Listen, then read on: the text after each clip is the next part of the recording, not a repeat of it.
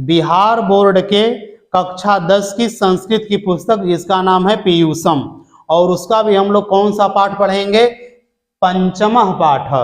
पंचमः माने होता है पांचवा, पाठ माने पाठ, पंचमः माने हो गया पांचवा।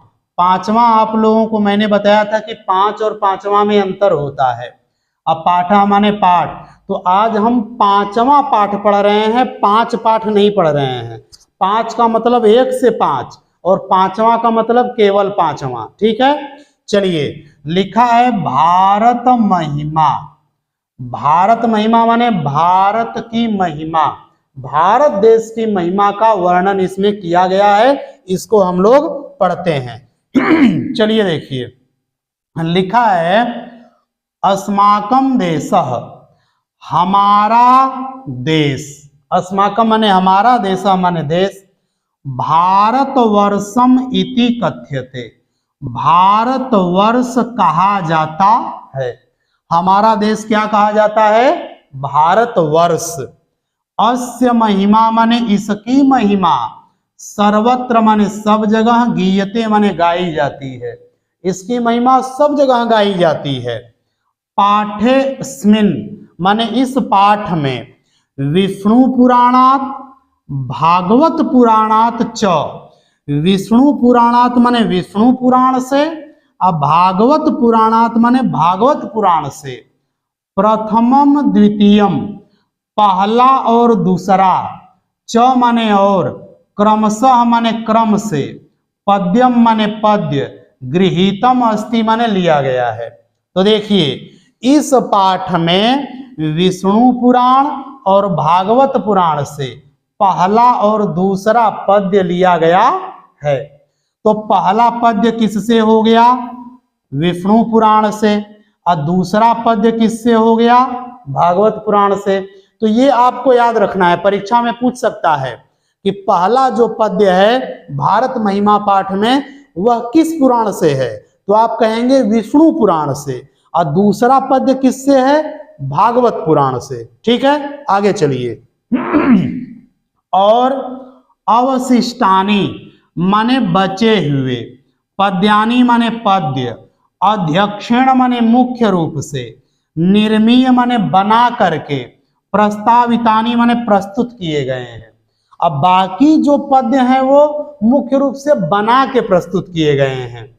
और भारतम प्रति माने भारत के प्रति, भक्ति रस्माकम माने हमारी भक्ति, भक्ति अस्माकम हमारी भक्ति, कर्तव्य रूपेण माने कर्तव्य के रूप में, वर्तते माने है, अर्थात भारत के प्रति भक्ति हमारा कर्तव्य है। क्यों? क्योंकि हम यहाँ पर जन्म लिए हैं, इसलिए भारत की भक्ति करना हमारा कर्तव्य है। चलिए, अब हम लोग इस पर पद्य पर चलते हैं।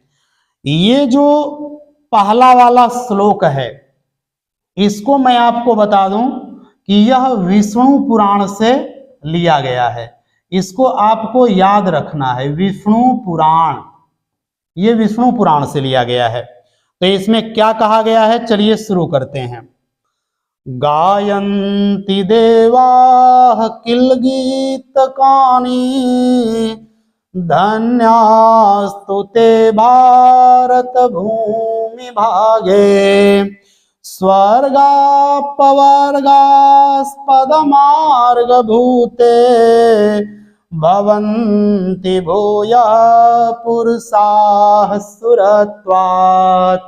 क्या कहा गया है कि गायन्ति, गायन्ति माने गाते हैं, देवा माने देवता लोग, किल माने निश्चित रूप से, गीतकानी माने गीत, देवता लोग निश्चित रूप से गीत गाते हैं। क्या गीत गाते हैं कि धन्याः तू, धन्य है वे तो, ते माने वे, तू माने ते, धन्य है वे तो, भारत भूमि भागे, भारत के भूमि में जिनका भाग्य हुआ है, अर्थात जन्म हुआ है। अर्थात देवता लोग भी गीत गाते हैं कि धन्य है वो लोग जो भारत की भूमि में जन्म लिए हैं। ठीक है, आगे दूसरी पंक्ति, स्वर्ग अपवर्ग पद मार्ग भूते। स्वर्ग माने स्वर्ग और अपवर्ग माने मोक्ष। तो स्वर्ग का और मोक्ष का दोनों के पद का, दोनों स्थान का, मार्ग भूते अर्थात मार्ग है यह। कौन? भारत भूमि। अब भवंती माने होते हैं, भूय माने हो करके, पुरुषा माने पुरुष, सुरत्वात माने देवता के समान, अर्थात पुरुष देवता के समान हो जाते हैं। कहाँ? भूयः जन्म होकर, कहाँ? भारत भूमि में। भारत की भूमि में जन्म लेकर के पुरुष मनुष्य देवता के समान हो जाते हैं, क्योंकि यहीं पर स्वर्ग और मोक्ष को पाने का साधन मिलता है। ठीक है, चलिए अब इस दो पंक्ति का अर्थ समझते हैं। कहा गया है विष्णु पुराण में कि देवता लोग भी यह गीत गाते हैं कि धन्य है भारत में जन्म लेने वाले लोग, जहां पर जन्म लेकर के लोग देवताओं के श्रेणी में चले जाते हैं, देवताओं के समान हो जाते हैं और स्वर्ग और मोक्ष के साधन को प्राप्त करते हैं। तो भारत में जन्म लेने वाले लोग धन्य हैं। ठीक है, ये आपको याद रहना चाहिए कि गायन्ति देवा अखिल गीत गानी किस पुराण से है? विष्णु पुराण से। मतलब पहला वाला जो श्लोक है, पद्य है, वह विष्णु पुराण से है। ठीक है, अब चलिए, अब हम लोग दूसरे श्लोक पर चलते हैं। दूसरा जो श्लोक है वो क्या है? अहो अमीसां किमकारि शोभनम प्रसन्न येषां स्विदुता स्वयं हरि यैर्जन्मलब्धं नृषु भारताजिरे मुकुंद सेवौपैकं स्पृहाहिना। देखिए क्या कह रहे हैं, ये जो श्लोक है यह श्लोक है भागवत पुराण से। याद रखिएगा, ये परीक्षा में पूछ सकता है। तो ये जो दूसरा श्लोक है भागवत पुराण से है, पहला विष्णु पुराण से है। अहो, अहो माने सुनो, अमी साम माने अमी इसाम, अरे यह जो है, किमकारी माने कितनी, शोभनम माने सुंदर है, अरे यह कितनी सुंदर है, यह कितनी सुंदर है, प्रसन्न और बड़ी प्रसन्न है, ऐसाम माने इसको, स्विदुत माने उत्पन्न किया है, बनाया है, स्वयं माने स्वयं, हरि माने भगवान ने। अरे यह जो है कौन है? भारताजिरे अर्थात भारत भूमि। तो यह जो भारत भूमि है देखो कितनी सुंदर है और इसे भगवान ने स्वयं बनाया है। ठीक है, आगे, यही है जन्म, यही है जिसके द्वारा जन्म लब्धम, जन्म पा करके, नृषु माने मनुष्यों में, भारताजिरे माने भारत के आंगन में, जिसके द्वारा जन्म पा करके भारत के आंगन में, और मुकुंद सेवौपैकम, मुकुंद माने ईश्वर की, सेवौपैकम माने सेवा के लिए, स्पृहा माने इच्छा, ही माने निश्चित रूप से, न माने हमारी है। अब देखिए, मतलब यहां पर देवता लोग भी क्या कह रहे हैं कि अरे हमारी भी इच्छा है कि हम भारताजिरे, भारत के आंगन में नृषु माने मनुष्यों के रूप में क्या करें? जन्म लें। आ गया समझ में? मतलब देवता भी चाहते हैं कि हमारी इच्छा है कि हम भारत के आंगन में, भारत की भूमि में मनुष्यों के रूप में जन्म लें, और क्या हमको मौका मिले, वो औपैकम, सेवा का अवसर मिले। किसकी सेवा का? ईश्वर की सेवा का। ठीक है, इस प्रकार इस चार पंक्ति का अर्थ क्या हुआ कि अरे देखो यह कितनी सुंदर और प्रसन्न है, इसको स्वयं विधाता ने, भगवान ने अपने हाथ से बनाया है भारत को, और जहां पर देवता लोग भी चाहते हैं कि हमारा जन्म भारत में मनुष्य के रूप में हो और हम लोग ईश्वर की सेवा कर सकें, ईश्वर की सेवा का मौका हमें भी मिल सके। ठीक है, तो ये श्लोक आपका पूरा हुआ। चलिए अब हम लोग चलते हैं तीसरे श्लोक पर। तीसरा श्लोक क्या है? तीसरा श्लोक बना करके मतलब इस पर दिया गया है, लिखा गया है।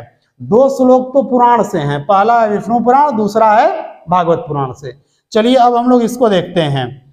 यम निर्मला वत्सला मातृभूमि प्रसिद्धं सदा भारतं वर्षमेतत् विभिन्ना जना धर्म जाति प्रभेदै रिहैकत्वभावं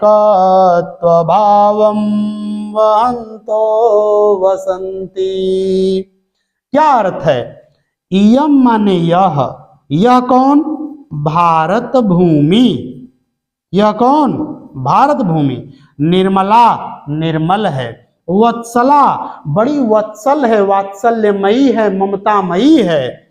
मातृभूमि यह मातृभूमि। प्रसिद्धम सदा और सदा प्रसिद्ध है। भारतम माने भारतम, वर्षम एतत् माने यह देश। यह भारत देश की जो भूमि है यह हमारी मातृभूमि है, बड़ी ममतामयी है। वत्सला माने ममतामयी। यह ममतामयी मातृभूमि भारत देश सदा से प्रसिद्ध है और बड़ा निर्मल है, बड़ा साफ है, स्वच्छ है।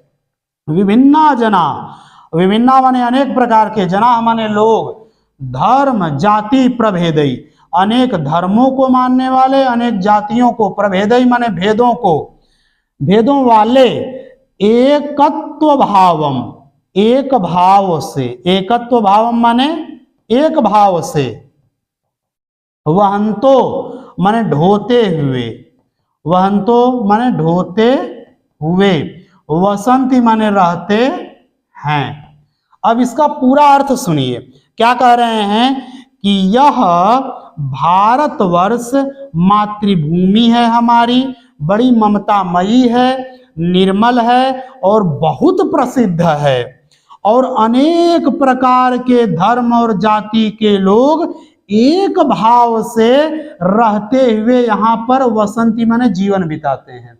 एक भाव को ढोते हुए मतलब एक भाव में रहते हुए जीवन बिताते हैं। आ गया समझ में? तो इस चार पंक्ति का अर्थ हो गया कि यह भारत भूमि सदा से प्रसिद्ध है, यह निर्मल है, साफ है, स्वच्छ है, ममतामयी है और अनेक प्रकार के धर्म और जातियों के लोग एकता भाव से यहाँ पर रहते हैं, जीवन बिताते हैं। ठीक है, इस प्रकार आपका यह 3 श्लोक समाप्त हो गया। चलिए अब हम लोग चौथे श्लोक पर चलते हैं और देखते हैं कि आखिर चौथे श्लोक में क्या कहा गया है। देखिए, विशाला स्मदीया धरा भारतीया सदा सेविता सागरैराम्य रूपा वनैः पर्वतैर्निर्झरैर्भाव्यभूतिर् वहन्ति भीरेशा शुभाचापगाभे। देखिए इसका अर्थ, चौथा श्लोक, विशालास माने विशाल, अस्मदीया माने हमारी, धरा माने धरती, भारतीय माने भारत। ये हमारी भारत की धरती बड़ी विशाल है। और सदा सेविता, सदा सेवित है, सुशोभित है, सागरई सागरों से, रम्य रूपा माने सुंदर रूपों वाले, सुंदर रूपों वाले सागरों से। किससे? सागरों से।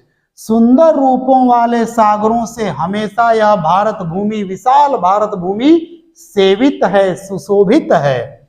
वनैः वनों के द्वारा, पर्वतैः पर्वतों के द्वारा, निर्झरैः झरनों के द्वारा, वनों के द्वारा, पर्वतों के द्वारा, झरनों के द्वारा, भव्य भूति ही, और बहुत ही सुंदर, वहंती भी ऐसाह, वहंती भी माने बहती हुई, शुभा माने सुंदर, चापगाभी माने नदियां, च माने और, आपगाभी माने नदियां, बहती हुई सुंदर नदियों से सुशोभित है।